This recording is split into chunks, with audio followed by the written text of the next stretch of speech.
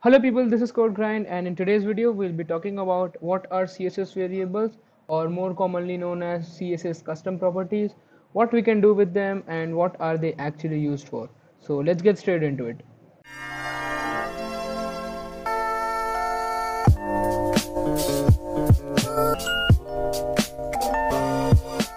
So here I've already designed this HTML page.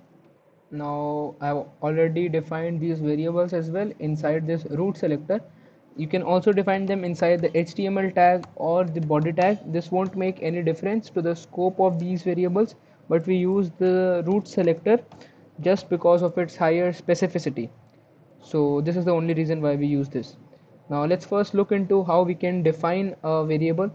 So to define a variable, it is very simple. First we need to type two hyphens. The two hyphens indicate that the property which we write now is user defined and it is not a by default property from CSS. So in here we can simply write the property name. This can be anything what you want, and then followed by a colon, then the value of the property, and at last the semicolon. So this part is exactly same how you define a CSS property, and the only difference in defining a variable is that it is preceded by two hyphens. Now let me comment this out. I will give a link in the description from where you can download the source code, so therefore I am just commenting these things out. Now let's see how we can use any of these variables. So let's first change the font family of this complete page. I have already defined a variable. The name of that variable is font, and we will be using it inside here. So now the CSS part will be exactly same of how we use it without variables, like font family. This is exactly the same. Now to use the variable, we will first type var, which is short for variable, then brackets and two hyphens, which indicates that whatever we write is a variable now, and the name of the variable is font. Hit save, and now the CSS this variable has been applied. So this is how you can use any variable. Now let's look into using another one.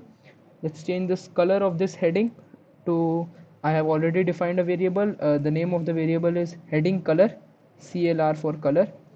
Now let's use it inside here. Color, which is a by default CSS property, then var for variable, brackets, two hyphens, and then the name of the variable, that is heading CLR. I hit save, and we see the color changes are here. Now sometimes we make mistakes. It is a general thing that people make mistakes while writing code.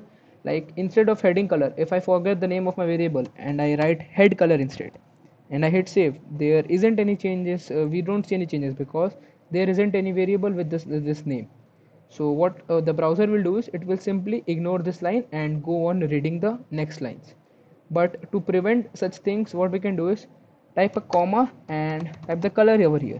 So the value of this heading color is crimson, so we want the color to be crimson, but we typed the wrong variable name over here. So what we can do is, to prevent such situations, we can also provide a secondary value. So in case if this variable is not read by the browser, if we forgot to define it, or if we type wrong spellings, then this value will be taken in place of the variable. So this is how you can use the debugging. It can be very helpful in debugging as well. Now let's look into another thing.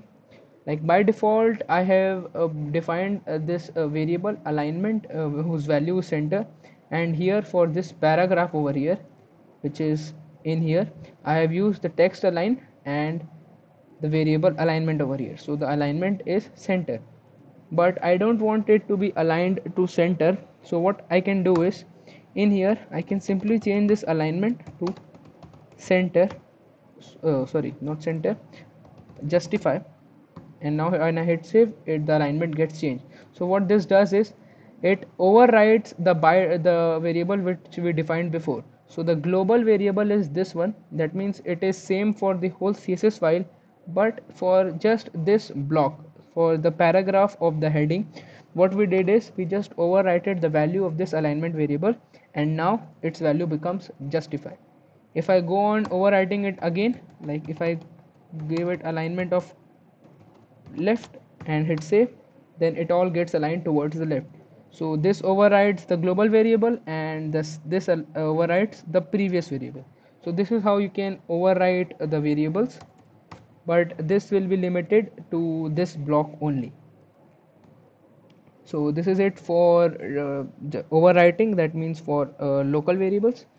Now you can also define some local variables, like over here I can define a variable, let's say we call it para color.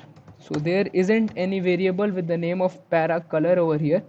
We are defining a variable, a new variable inside this heading P, and let's give it a color of blue. Now we don't see any changes because we haven't used it yet. So to use it, let's here color var hyphen hyphen and para color. Now when I hit save, we see the color is changed.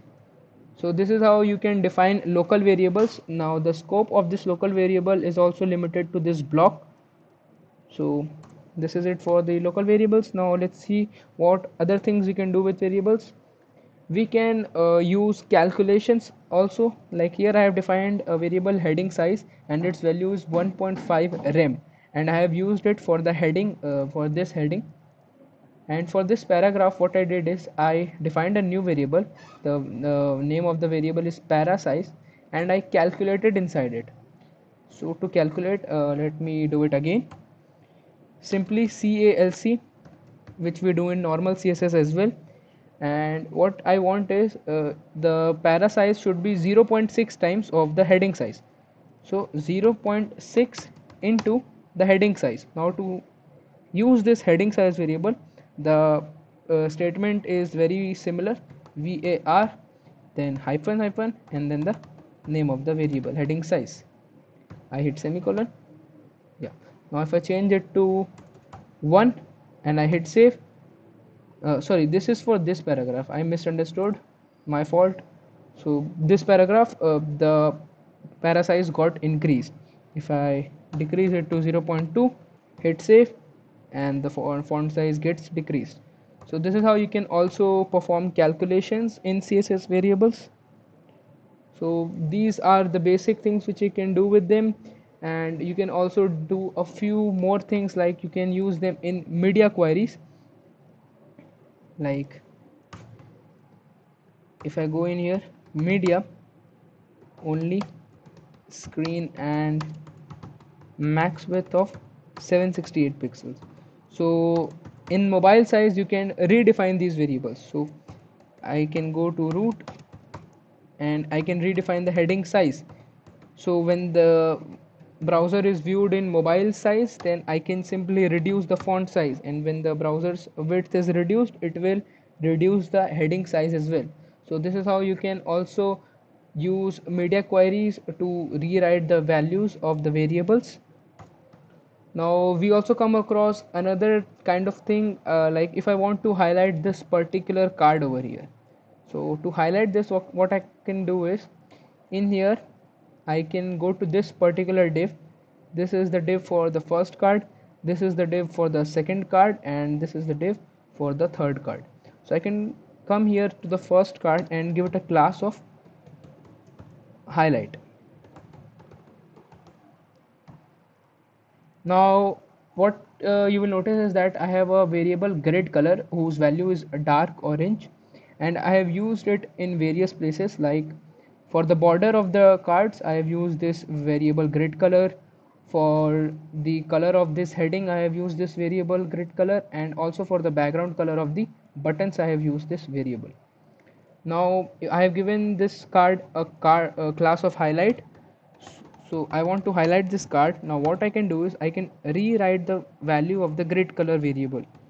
So I can simply change it to anything I want. Like if I want it to be crimson in color, I hit save, and we don't see any changes. There must be some mistake over here. Oh, here is a spelling mistake. So now when you see, this whole card's properties got changed, not the properties, just the value of this variable got changed. If I change it to green, hit save, then this gets changed to green. So this is how you can override a particular variable and it will change all the things. So I guess you get the idea of what all things you can do with variables. You can also switch between dark mode and light mode. I will be making a video in future to explain how you can use variables for light mode and dark mode switching functionality. So don't forget to subscribe to the channel if you want to view that video. Now we can also give this highlight class to another div. Like if I go to the third div and give it a class of highlight and hit save, then this also gets changed to green. Now we can also do some more things, like give it a class of green, give it a class of orange, and give this one a class of blue. And come in here, for green we will have the grid color to green, for orange we will have the grid, oh, two hyphens, don't forget that, grid color to orange, and to the class blue we can change the grid color to blue. And when I hit save, now we see everyone has a different color. So this is another thing which you can do with CSS variables. Now if you like the video, don't forget to subscribe to the channel for more such amazing crash courses and tutorials on CSS and JavaScript, and thank you for watching.